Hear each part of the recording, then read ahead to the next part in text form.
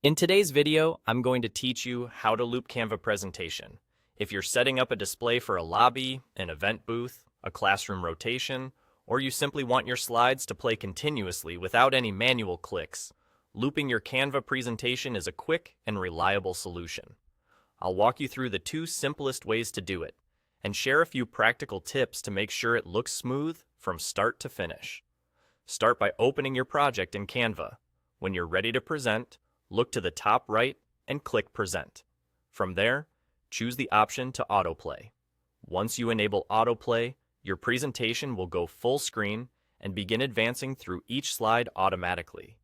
When it reaches the last slide, it loops right back to the beginning and keeps going.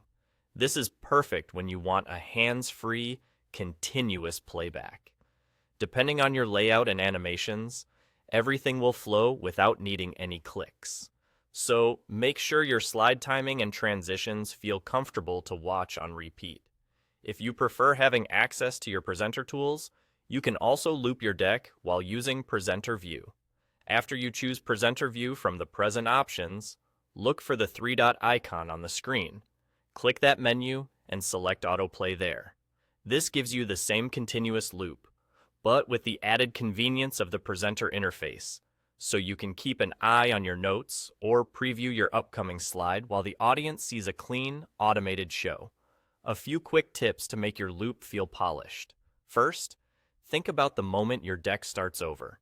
Design the last slide so that it transitions naturally back to the first, avoiding any jarring change in color or style.